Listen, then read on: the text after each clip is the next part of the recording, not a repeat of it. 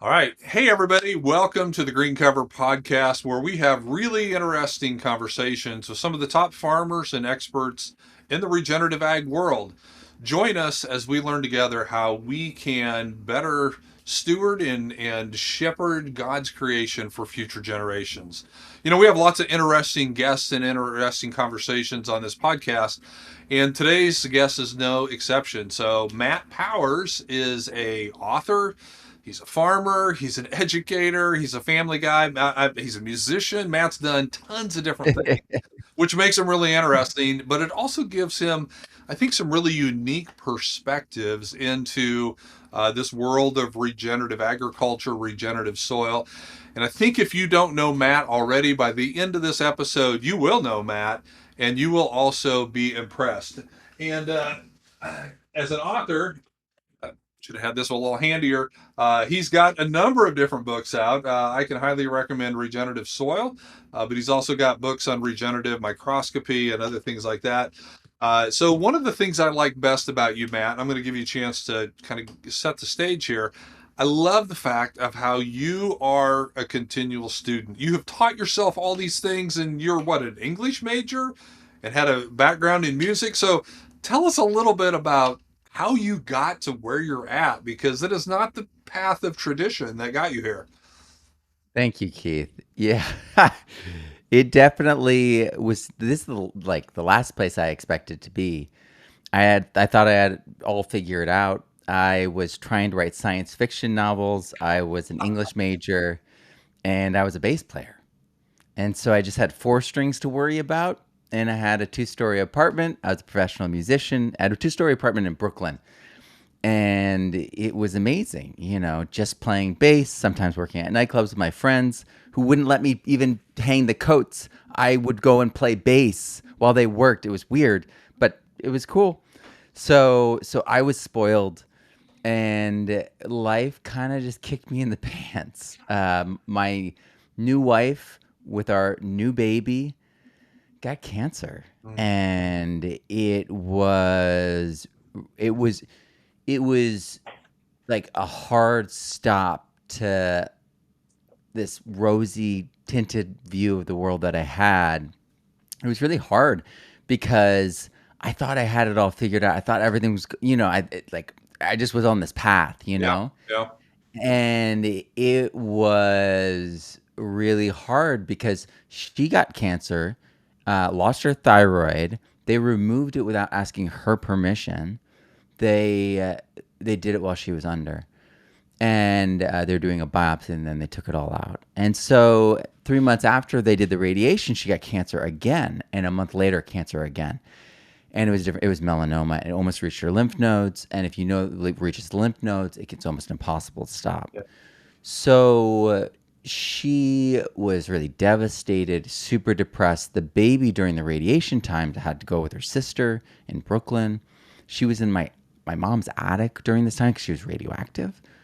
Her trash had to be collected and kept for 6 months because if it went to the dump, they would find it on the way in. It would set off all these radiation alarms. Meanwhile, people took public transit back from their radiation therapy, and everything they touch is radioactive for 6 months, and it attacks your thyroid. Levothyroxine is the most popular drug in America. I wonder why. They changed this protocol. You used to be like isolated to a wing of a hospital and no one could go in there without protection when you're radioactive. Now they send you home. And they literally litter the world with damaging radiation in the process, especially in urban centers, especially with people on like Medicaid, Medicare. And I realized all this, I saw all this in real time. And as anyone would with a brain, right?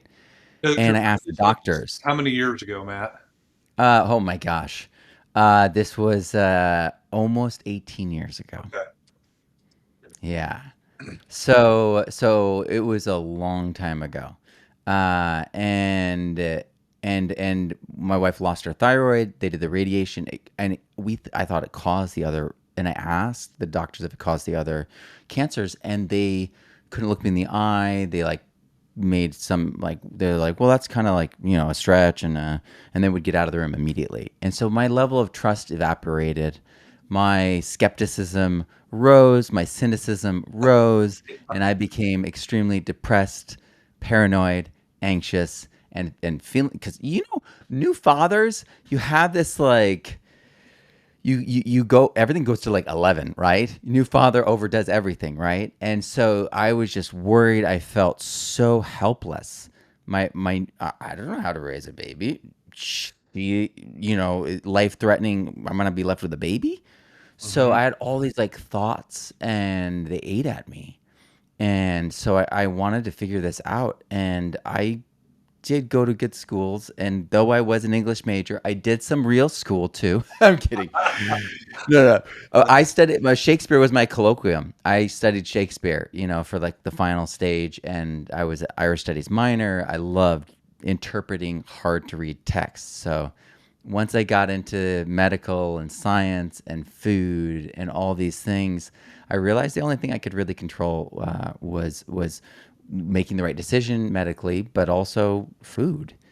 Food was like the thing I could control. So I started gardening, and then I was gardening on 140-degree soils because my wife asked me to quit the music industry. And so I left New York first, and then to make money, I was on the blues circuit making $70 a night playing. It's awful.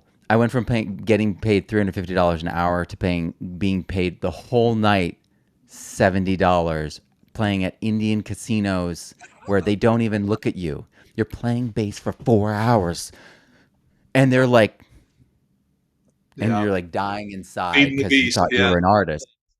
And so I wasn't making enough money. We didn't have healthcare, so I became a teacher, and that was the last thing I ever wanted to do. But this really nice man at church and my wife ganged up on me Uh, and explained that, Matt, with your level of education, you could be a sub like easily, like mhm. really easily. And I was like, why? And then I was like, I don't like teachers. I hated public school. I feel like they're bullies. And then I went in there with my guitar, and I was like, fine, I'll go in there and I'll play them music, and I'll give them a day off. I'll be the best sub ever. And so for 3 years, I did a transitionary period. So for 3 years, I subbed, and I was subbing in the sixth most violent county in America, in Fresno and Madera. These are agricultural centers, so the Yep. farmers' kids. And I saw how they weren't being educated at all. I was the third born boy. I just kind of went where my older brothers went, and I got to do things that they did because they were actually deserving of them. So I went to special schools, and I got like really great one-on-one education. My brothers were junior Olympians. I like missed junior Olympics by this much, and I should have done it, but I ended up having knee surgery, and that ended my skiing careers. And that's when I started doing music. And the reason I was able to do music at that level was because I learned high performance. I started lifting weights when I was 12, doing visualization and meditation for skiing. In seventh grade, my roommates, two of them, like went on to be Olympians. So I was immersed in this very, very competitive, high performance culture, and I sucked. I'm okay. I was good. I was a great skier. I was like amazing, but I wasn't a Donna Weinbreck. I wasn't a Tomba. Like literally, I was at an event, and Bodie Miller, the gold medalist, Hmm. walks up to me and goes, "Little Powers," and I'm like, "Hey, no one's called me that in a long time. Keep it down." And he's like, "Little Powers, how's Ted?" And I'm like, "Okay." He's like one of the nicest guys ever. He remembered me from my childhood because my brothers were so darn good. And so I was good free skiing, and I was like, top 40, top 45 in Vermont. That's not good enough. So I grew up watching these incredible athletes, and I just had to do everything to keep up. And so that's what I've kind of applied this. I'm never going to be a natural at anything I do, but I will outwork you. Uh, And and, so that's yeah, and so then you leverage that teaching, that subject because you're a great teacher now, and you have online courses and you write books. And I taught school for 10 years as well before coming back to the farm. So, I get that. And that's It is a gift, I think, and I think you are a gifted teacher, and you've applied all that now to this whole regenerative mindset, which is really great. And it really is empowerment, because the thing is, when I talk to farmers, so much of it is that idea of like, can I do this? And that you probably think the things that you're teaching are simple and very clean and clear, and it's like, guys, it's just cover crops. Let's go. And it's like, and you can do them in combinations. You Mhm. can make it so that it cues the right nutrients, the right microbes. It's the way it works. But there's this confidence thing. And so much of what I was doing with those kids in Madera and Fresno was teaching them empowerment, teaching them habits that would change their lives. And one of those things I was starting to teach them was entrepreneurship. And so I was like, well, I should do and demonstrate a Kickstarter. And this was once I was an English teacher.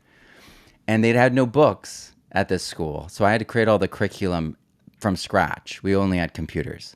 This is also why I'm good at online education. And so I did a book as an example for my students, and it made $26,000 in 30 days. That's a great example. Yeah, yeah, and And and which and book was that? that was Permaculture Student One. Okay. And so I took the PDC, which is really a lens for understanding nature. That's what permaculture is. It's not any political thing, though. A lot of people like to put things on things. So it's none of that. But I saw how these kids were missing out. These kids didn't have the same kind of education that I had. I wasn't necessarily great at math. I wasn't necessarily even at first great at writing, or I wasn't good at music at first. But it was that perseverance, and I just was like, "Well, what are your goals? What do you want to do? Let's write about it." Welcome Hmm. to English class, right? And so I always couch things around people's goals, and I do that with my online courses. I do that with all the things that I do. And what happened was, I basically was chasing this health route in the most challenging environment, 140-degree soils above Fresno. People thought I was crazy, and then I had big success because of permaculture, and I wrote it down and turned it in curriculum because that's all I did at school. I Hmm. had to create curriculum because there was none. So it Yeah. was something I was doing anyway. And I asked Jeff Lawton, he gave me permission, and he had it translated into Arabic when I was done. And he uses it in the Middle East. So I know it's wild. And then what happened was I went super deep into permaculture. So deep, I started showing how Joel Salatin, Jean-Martin Frotier, all these, Gabe Brown, all these kinds of people are doing permaculture. They're recognizing the patterns of nature and partnering with them in Hmm. such a way that it cares for the future. In other words, if there's an adjective for that, it's called regenerative. And I started writing a book called Permaculture, Soil Science and Solutions, and it was too much of a mouthful, and I realized it should be regenerative soil. And Yeah. that's when everything changed. Which is That was my, what turned into this. Yeah. yeah. And that's how I arrived at this space. It was following the trail of crumbs on how to figure out the truth that healthy soils create healthy plants, which create healthy animals and people. And that simple equation, because we know the opposite's true, sick equals sick equals sick. I was like, how do I map this out? How do I prove this? Yeah. And it's been incredible. Well, you've definitely come at this a natural way because there's no straight lines in nature. They they wind around and they curve, and you've definitely taken the circuitous path to get to where you're at. But we're glad that you're here because you bring a great deal of passion, of insight, knowledge, to the courses you teach, to the books that you read, and we've done a number of things in collaboration, and we'll talk about the regenerative nexus maybe a little later here on the podcast. But uh, tell us a little bit because I've participated in this too. You've got a series of some online events, the Our Soils conference and some of those. Yeah, tell us a little bit about that and why you've kind of taken that approach and that route and how you see that benefiting folks. Yeah. So what I have figured out so my master's degree is in educational psychology and developmental psychology. And so I observe how people learn. And one of the best ways that people learn is socially. And we'll never arrive at full answers in science unless we include community. Mhm. And so I always gather voices, especially voices that differ and are complementary, but also differ, because especially if they both are doing good work, Mm. because there's a reason you're both doing good work and you disagree. Well, there's something there for us to learn, And so I have hosted Our Future for over 5 years, and that's a conference that predates Our Soil. And it originally was focused around regenerative entrepreneurship. So regenerative ag is entrepreneurship, regenerative, value added products, supporting those regenerative farmers. That's also regenerative entrepreneurship. But permaculture, design, mapping, landscaping, ranching, it could be anything really. And so I was really trying to gather leaders as well as people starting out, so people could see themselves aspirationally and then see themselves pragmatically starting out. That would be me. And that modeling in a group setting, in a community setting, where I have a social group that I always attach to things. So I have a private, it's like a Facebook, but without any of the junk. And so Nice. folks, well, in when we go to events like Regenerative Nexus, we all hang out in the hall. We all go out to the patio. We have a meal together, and that this app is called Circle. It's a way that people can connect digitally for live online events and simulate that. Mm. And so I want the community from the voices and teachers, because some people are going to find me annoying. Some people are going to find me completely engaging and they're going to love it. But it's different strokes for different folks when it comes to learning, and different people are going to say the same message in Yeah. a different way, and it'll cause an unlock for different people. And so I totally get that. I'm not for everyone. And so I gather all these voices to show the commonality, how we're all striving for.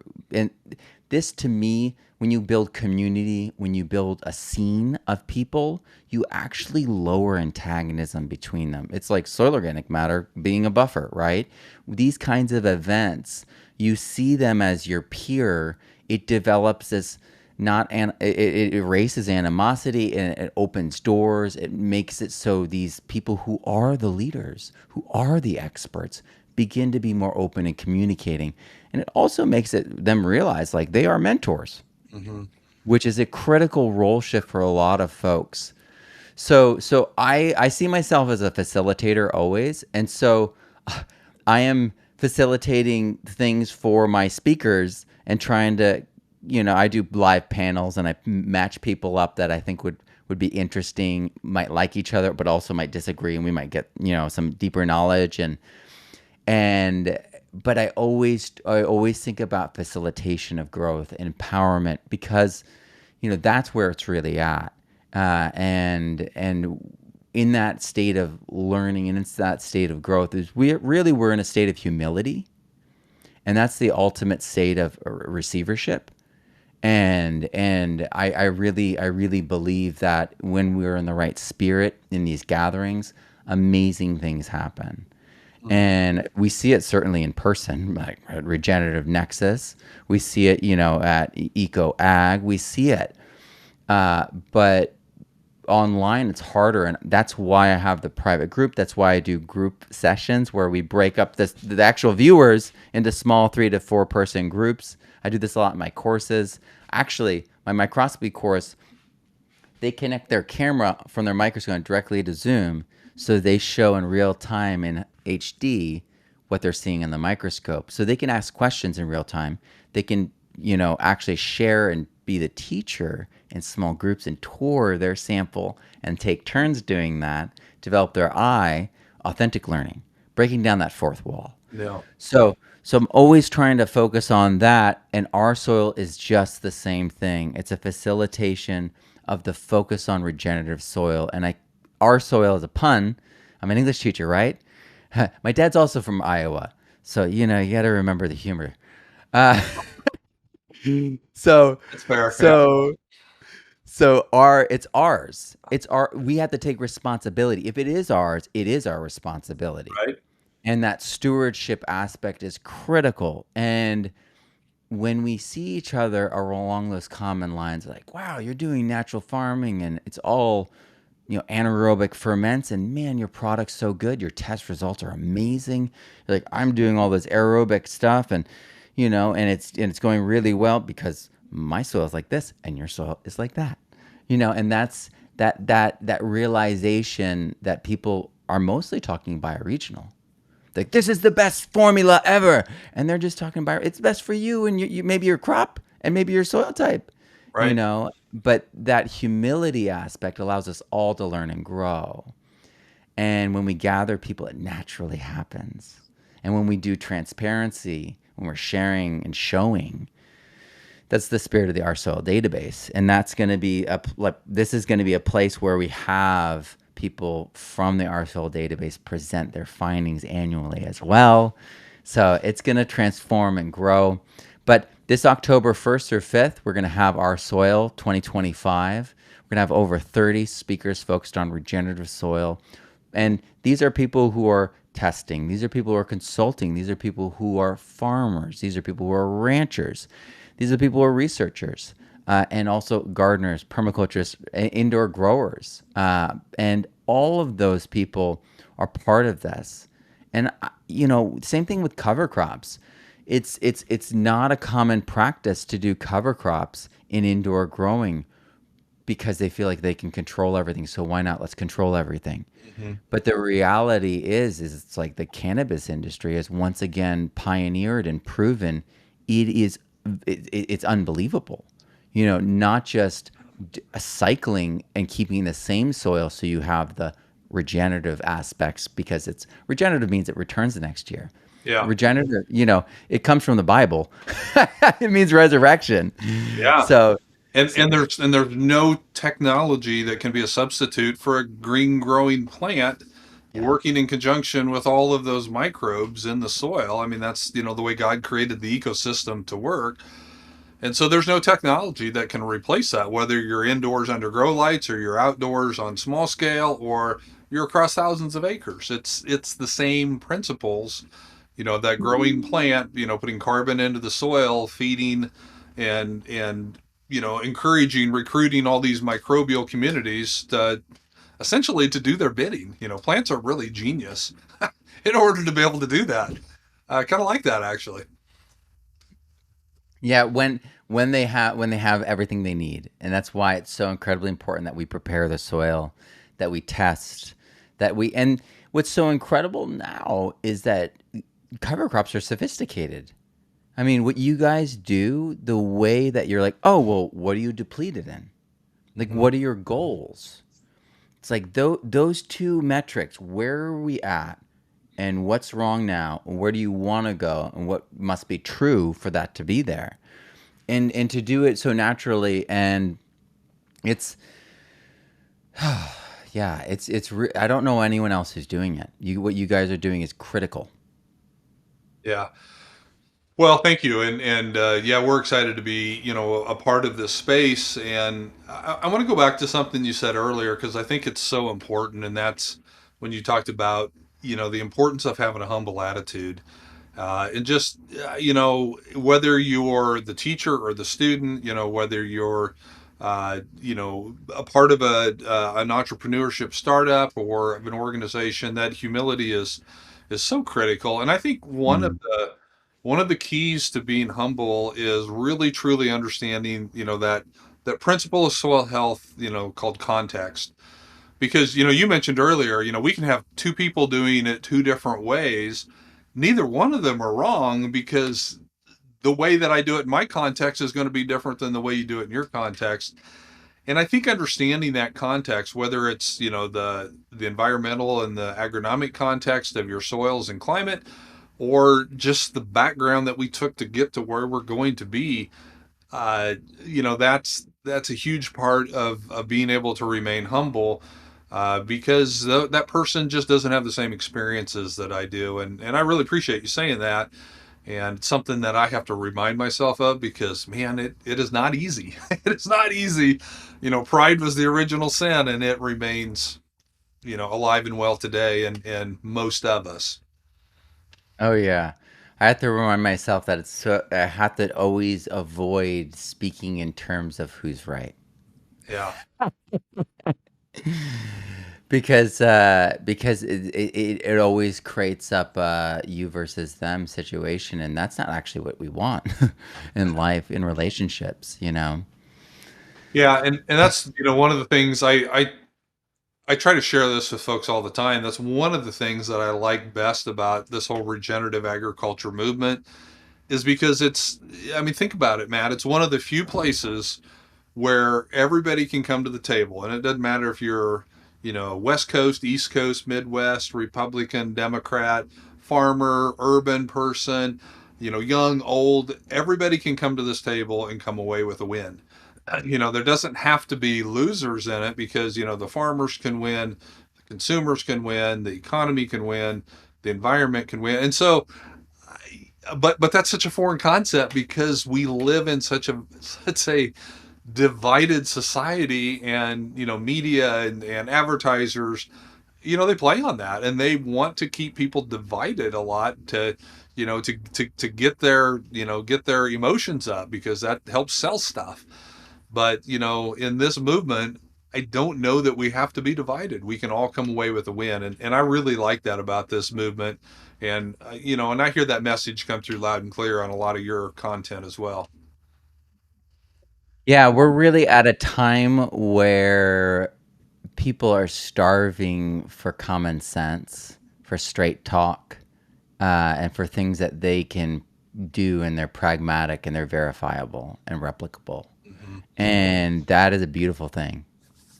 Yeah. So around that topic, you know, I know that you have some material out there and think a lot and talk a lot about the regenerative economy and regenerative living. And, I've done a couple of talks where, I kind of weave the different pieces of that in. So tell us a little bit more about that concept because I find it really fascinating to think in terms of, how do we create a regenerative economy? How do we become a part of a regenerative economy? And what does a regenerative lifestyle look like in your opinion? So the concept of regenerative, there's a lot of people who try to like stake it down to different things. For me, I try to keep it general so that we can all hold it more easily and use it and apply it more easily. Mm-hmm. So regenerative is that it is self-healing, that and it continuously improves and gets better, and it really is about spreading the potential and foundations for life greater and greater, because it's not, they're always reproducing, but they're also creating a larger foundation for life to live. And so life itself expands as they expand. Like, to live, we're going to, create human manure. That will, if it's handled regeneratively, will improve everything around us. Night soil, traditionally, that's human manure. Night soil in Edo period Japan was sold because certain people had better night soil than others. And literally, they could use the good night soil for fertilizer if it was composted properly. And the same is true today. If we just handled our waste and we didn't put things down the toilet that we shouldn't put down the toilet, for real though, like that's a huge part of this equation is that people are dumping medicine and drugs and other things down the drain, and the filters aren't designed for that. Filters were built in the 50s before these drugs were even invented. Yeah. And they haven't changed the filter since the 50s because the contracts are every 10 to 12 years, and no one can stay in business to compete with them on those 3M contracts. So the filtration system's not designed for that. We really need to rethink the entire water system. We could, I mean, we've grandfathered in so many problems. Think about this. The logging roads were designed to cant downwards so that during the wet season it was easier to get the logs down. It turned into gullies. It's now the way that water evacuates all the Sierra Nevada foothills for over 50 to 100 years, depending on where you are. This means that they've all been denuded of their topsoil. I mean, the opportunities to just put like earthworks that capture water and replanting and building soil to regenerate the aquifers, regenerate the landscape, and then all those foothills where I lived with my family that are burning perennially. And I know they got rain, recently. It doesn't matter. If you go to those landscapes, the trees that were once there 20 years are already gone. Scrub oak is in the place of all those pine now. And so the old growth, is largely burned. We're in a devastation like pattern with a lot of things because of how mismanaged they are. But we literally can connect things just like nature does. Connect things, put in cisterns in cities. They've done it in some cities and they have plenty of water now. And so we have a lot of common sense. Being regenerative is the only way that our ancestors survived. You have to obey the laws of nature or suffer the consequences. Our health, the degeneration of our infrastructure of our nation, all of that is because it's A, not been regeneratively kept up, B, it wasn't regenerative to begin with. So like parts of our country were designed regeneratively, but they've, you know, if we have designed dams and water in so many unique ways to create things for agriculture, to create things for beauty, to create things for power, and we've largely lost all that technology. And it's not truly lost. We can redo it all, Yeah. but regenerative thinking is seeing how we're wasting, how we're missing huge opportunities, and how we're basically poisoning ourselves and just losing so much fertility, causing dead zones, killing our rivers and streams, using chemicals to do short-term solutions that are literally destroying the reproduction abilities of our children and ourselves. I mean, just look at the fertility rates. I mean, we can leave all the hormonal disruption out of it and just look at the fertility rates. The hormonal disruption is fueling mass chaos, but it's all part of the story. So we really have to look at it in the face and realize everything that we're doing that's degenerative has to be stopped if we are to get back to real health. Mhm. And so regenerative living is in some ways it's very simple. In Europe, when I was growing up, they had the same glass bottles like that they put the wine in and the soda in, they redo it. And so it's all chipped and old and stuff, but they resold it to you and you return the bottle and they just wash it. It's like that's regenerative thinking. It's glass. Yeah, when I was a kid, we'd get a nickel, on those pop bottles that, were returnable. And so, hey, you get a nickel, you keep track of that and you take it back where it belongs because you could get a nickel. Right. Right. And so and it also, they were designed for that. Like everything and everyone knew it was just common sense. Why would you smash it all up, mix it with other things, and then Yeah. have to like do other processes? Yeah. So to me, regenerative is a return to the way our great great grandfathers and great grandfathers did things. It's a return to the way that, so many of these, farm mothers with like 10 kids thought in so many ways. There's a because they had no choice but to be pragmatic. And Hmm. they had to obey. My dad told me when he was growing up, they had it set up so that the lower fields, they didn't put up earthworks on the river because the river would deliver silt and fish every single year. And so they would never fertilize or bother with those fields because nature did it for them. And then he said it rained every week or two. So the farmers, no one ever had to water when he was growing up. That never was a concept. Hmm. And so it's like if we have more moderate weather, and that literally starts with California and the Sierra Nevadas, and it sounds crazy, but there's actually this thing called a oh man, I can't remember the word, but it's a conveyor belt of moisture is the term. You can look up the paper the moisture that California is not actually capturing and then re-releasing as evapotranspiration in a thriving forest like it once had is literally causing more violent storms in the Midwest. If they had moderate weather because of their vegetation and the water infiltration, it would bring in more moisture and it would be more moderate and more consistent. And so we'd have more consistent rains. We'd have less of these desertification indicators. And so permaculture, regenerative thinking opens up these like very clear pathways for interpreting the world in such a way that we can improve it. And that's why I teach permaculture. That's why I started in permaculture because I needed that thinking in order to write regenerative soil. Yeah. And I wasn't right. I mean, I tried to write it in such a way that John Kemp would think it was like good for farmers, but John Kemp was my main friend who was a farmer. So it wasn't like I was a big, large scale farmer, but it was incredible to see how the common sense asking, how did this happen in nature originally? How Yeah. can we mimic this? Just doing that reached farmers. Yeah, I really like that. And I like, what you said earlier about, kind of a definition of regenerative. It's putting more in or putting more back than what you're taking out. Yeah. And I like that definition. And I've given this illustration to my employees and some of the different talks that I've done. But, just real quickly, kind of four principles for regenerative living around that definition of putting more in than what you're taking out.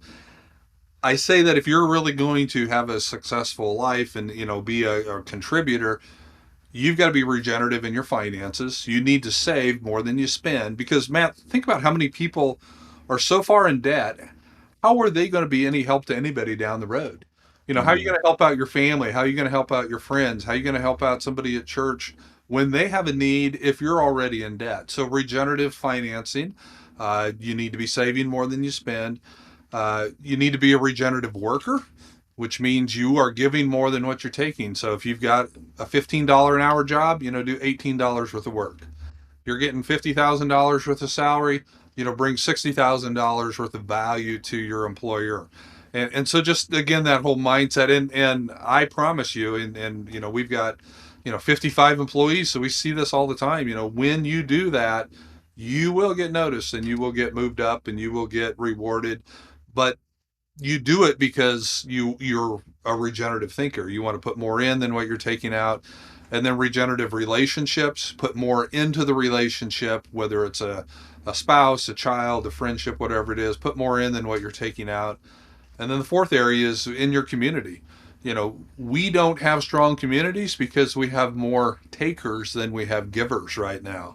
And that didn't used to be the case. We used to have very strong communities because we had this whole mindset of people who wanted to give more than what they were taking away. And so, I just try to think about it in those terms and try to encourage our employees and our friends and people to just think about that way because, like you said, it would be very much more like what our grandparents and past generations would have done out of necessity, but also because it worked and it built community and it built wealth and it built this country the way it is.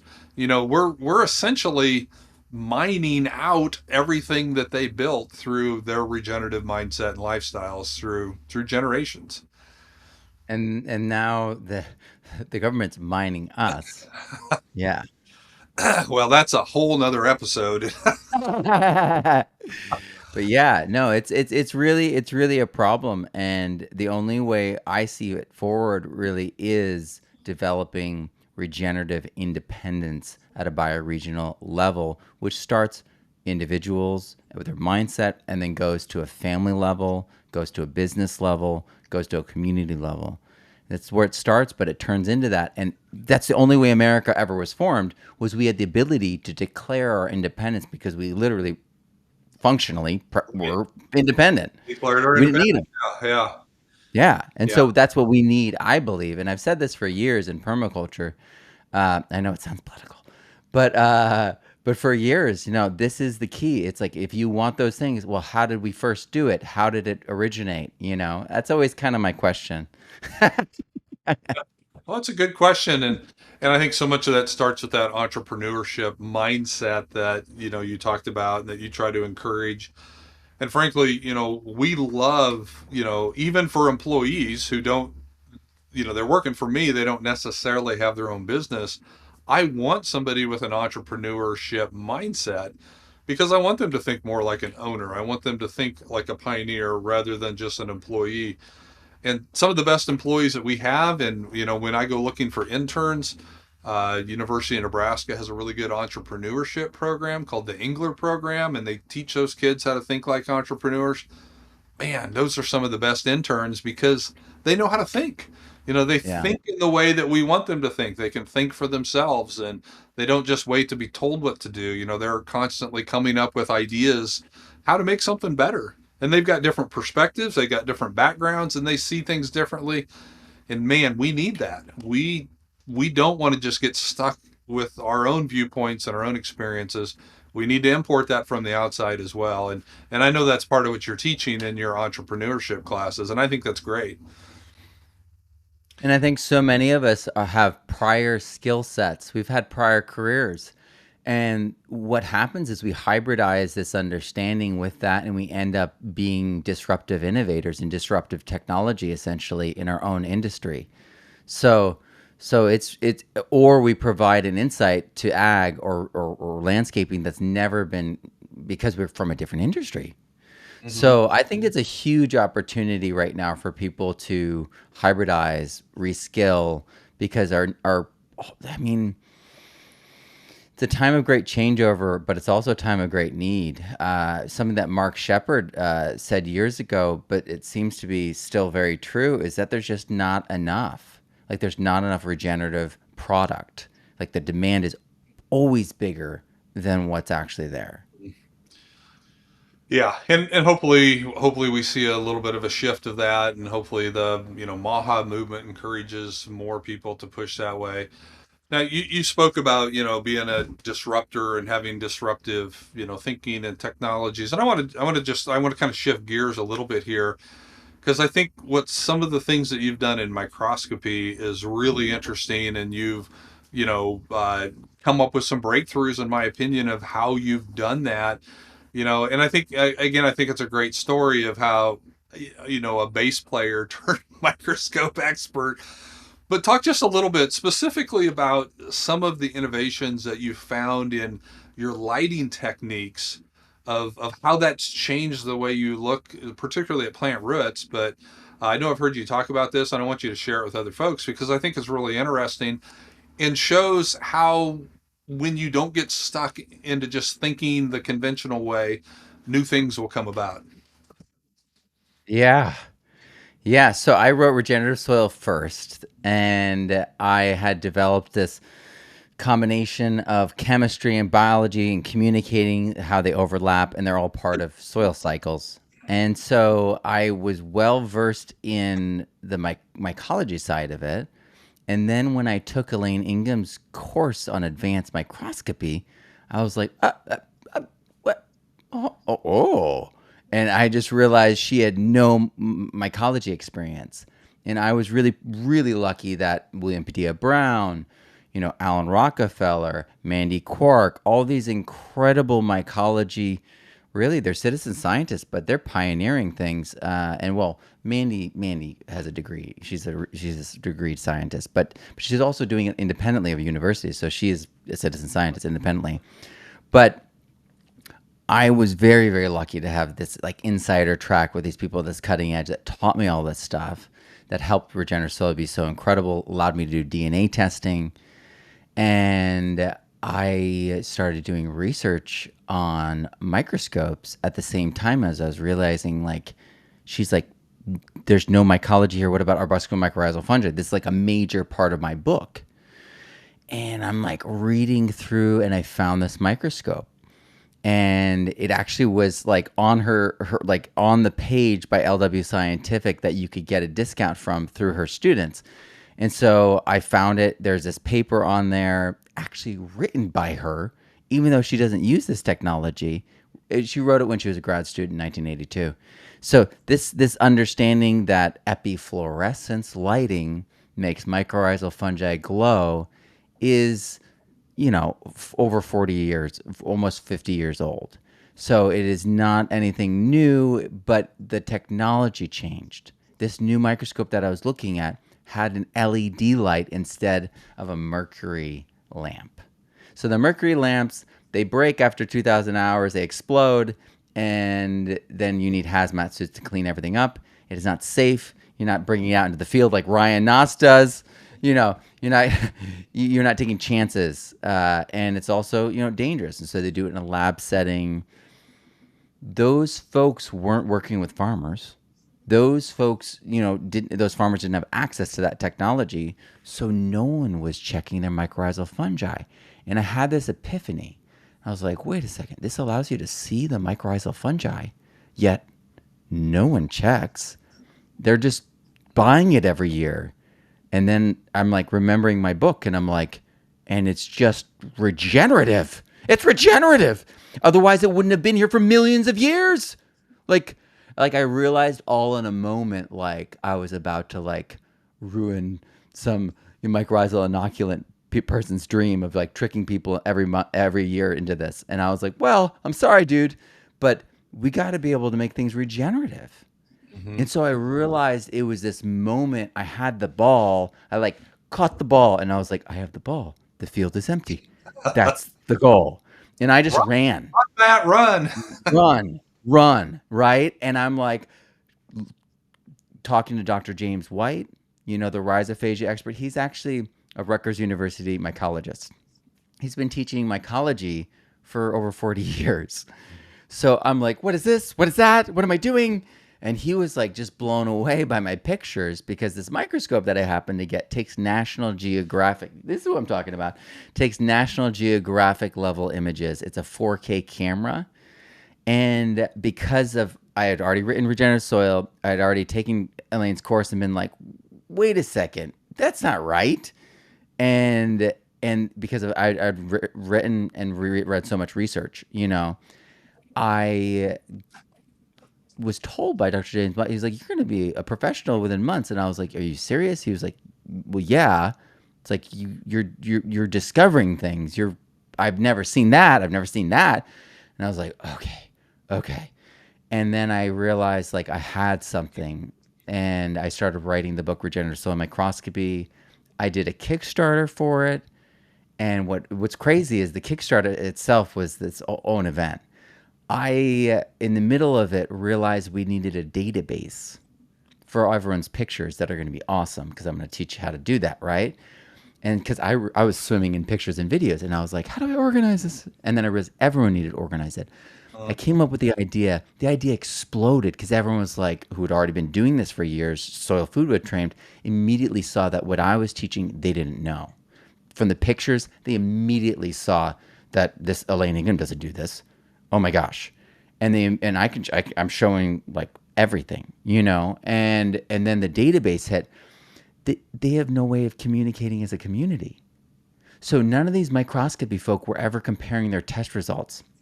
And one of the reasons I started down this rabbit hole was one of my students came to me and asked me to fix the Elaine Ingham microscopy thing. And that's why I took the course, because they said, I have a professional lab and another professional lab here. I guess it's been long enough in Germany.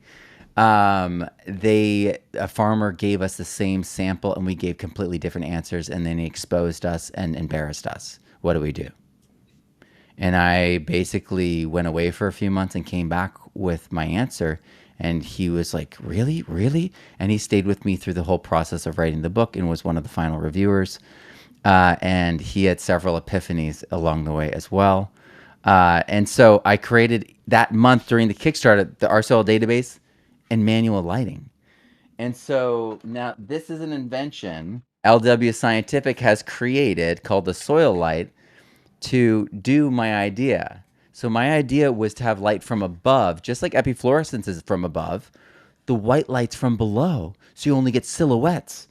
That's not useful. So I have a variable light now, and at how low you do it changes the angle. So this, we can right now, what we're viewing behind me is actually this is a nodule from a clover nodule from rhizobium.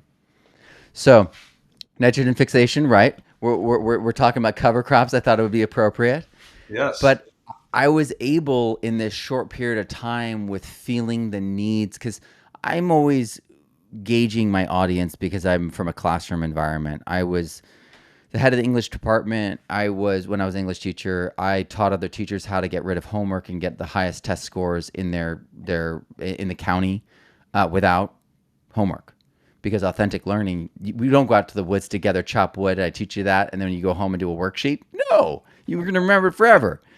So I just keep having breakthroughs because I was listening to the audience.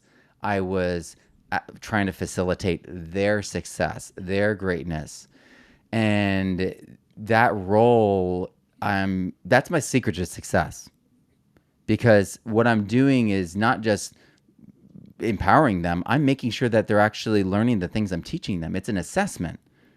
Their success is proof that what I'm teaching is right.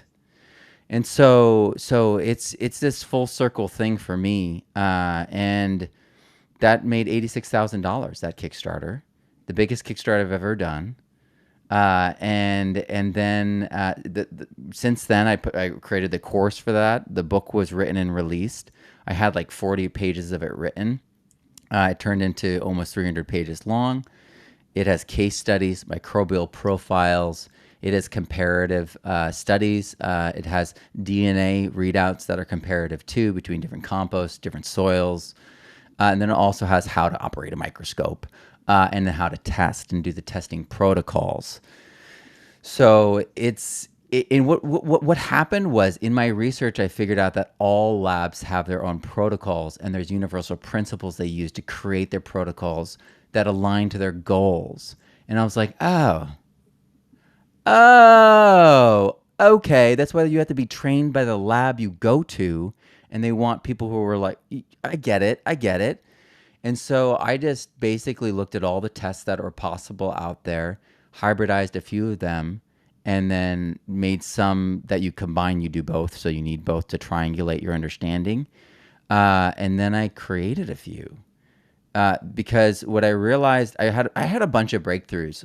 One of those breakthroughs was just from sheer jealousy. You remember that? You guys know that Journey into the Microcosmos YouTube channel, Microscopy? It's so much fun. His pictures are with a DIC microscope, like twice to three times as expensive as my microscope. And I wouldn't have had a discount on it, And so that's beyond me. But the dyes he was using, I was so jealous. And all the literature around it was written before cameras. So it was out of range because it would blind you if you put on the eyepieces. I don't use eyepieces because I don't want to wear glasses. I don't want to ruin my sight. Did you know that using eyepieces ruins your sight? Mm. Yeah. Yeah, that's why all the people who do microscopes for a long period of time end up wearing glasses. That's why that like lab coat glasses thing, it's because they destroy their eyes. So I put it on a 4K screen and just look at it comfortably because I have no desire to have a headache. I have no desire. I have to do this for long periods of time.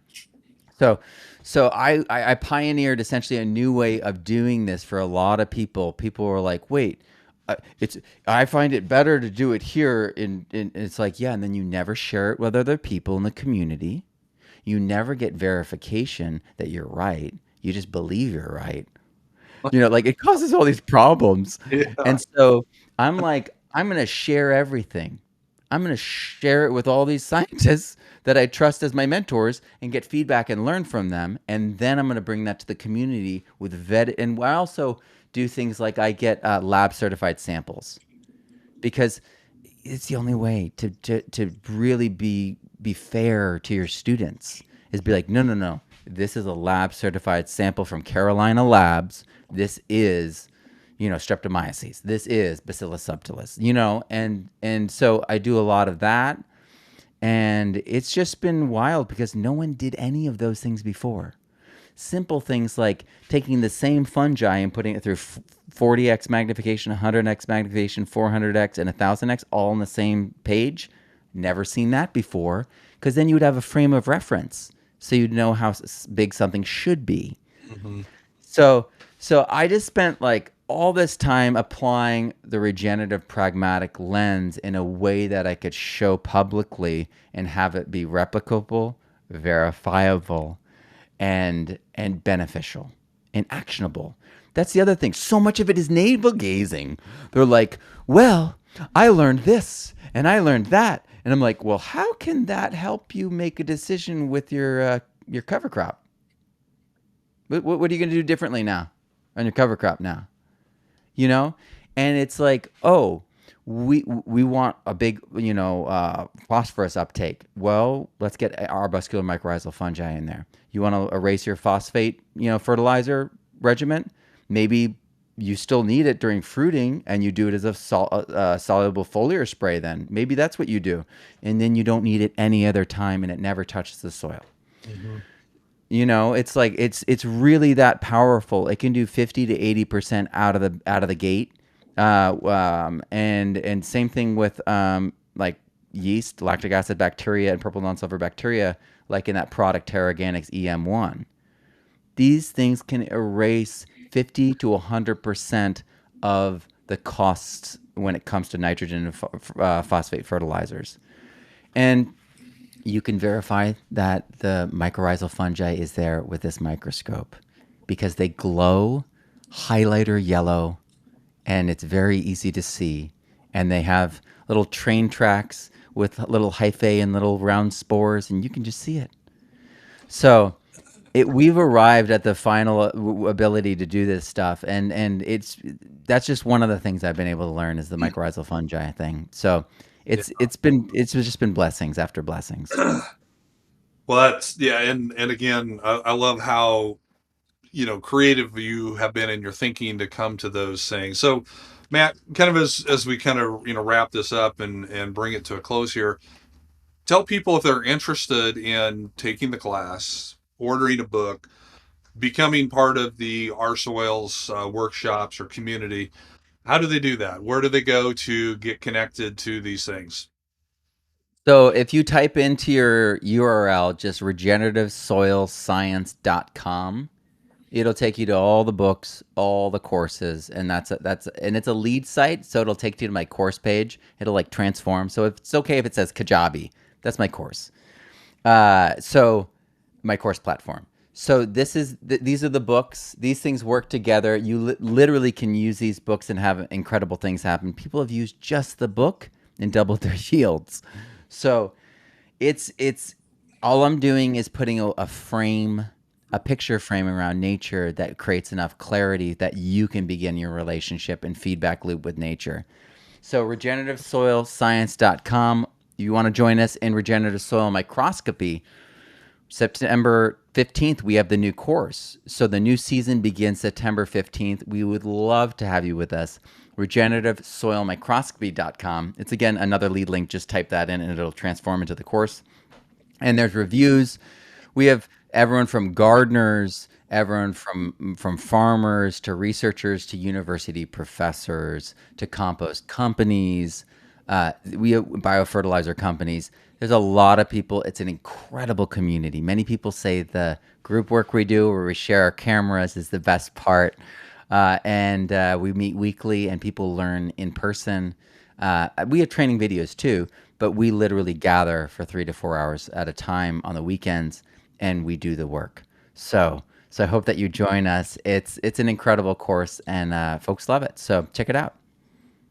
Yeah, so lots of opportunities there, and I just want to maybe close by putting in a bit of a plug for our own event, and I want to get your take on it, Matt, because you've been to one of our Regenerative Nexus summits, and it's a couple of events that Green Cover puts on where we really focus on the regenerative community, bringing high level farmers and practitioners and experts together to learn from each other. And it's kind of an invite only type thing, but we're happy to invite anybody who expresses interest. You can reach out to us for that. But I wanted to just get your take and your opinion on that because I know that you've been there. So just what do you feel like kind of made that a unique experience? Well, I've been able to go as both a participant and as a speaker, and so it's just been incredible to see I mean, these folks are bringing their whole families with them. They're bringing their whole families and their business partner. They are. It's incredible, the community itself, how everyone brings just such a warmth and spirit to it, and everyone's there to learn and grow. And then the quality of people, the high level of operation, and I mean just the high level of management some of these guys are doing is so impressive. I think last year of the farmer that literally redesigned the way they do their entire vineyard by putting the electric fencing right below where the grapes are, so they allow free movement of grazing sheep below all their vines. Mm-hmm. So there's no restriction on them. There's just a hot wire right below the grapes. And his story was incredible. His again, that is regenerative thinking. That is that pragmatism, that smarts. That is it. And that, I think, is going to be one of the keys that really gets us through this crisis, and the reason it will spread, because people want to be smart. People want that satisfaction of doing something so right that it's regenerative. And it was incredible to see so many varied talks, great panels, and I think my favorite parts were the just the discussions, in the hall and at the tables, at the meals, hanging out with you, hanging out with Ray Archuleta, Todd Harrington. I was talking to them both the past 2 days. Like, they are. That's the other thing, is I've become really close friends with folks at your events, and that doesn't happen at all events. Some events I show up, I speak, I do my thing, and then I leave. And this is an event that I plan on going to every year. Hopefully, I can bring my wife again this next year. That'll be amazing. Absolutely. And so folks, you don't have to come to my event. You don't have to do Matt's courses, but you need to be doing something. You need to find a community. You need to find a network of people that you can plug into to not only learn from but also contribute to, because that's Yeah. being regenerative, putting more in than what you're taking out. And so we would just encourage you, whether it's our event, Matt's event, or some other event, just get plugged in somewhere and contribute to it, and you will learn so much more when you do that, because as Matt and I both know, the best way to learn is to teach something and to contribute to something, and you'll get so much more out of it. So Matt, thank you so much for taking time out of your busy schedule. I know I was on your podcast a couple months ago, and so just a pleasure and an honor to have you on the Green Cover podcast. Folks, we appreciate you giving of your time to listen to this. And we just thank you for all that you're doing to help regenerate God's creation for future generations. Thank you. My brother and I started Green Cover in 2009 because we understand what it's like to be a farmer starting out on the journey to improve soil health.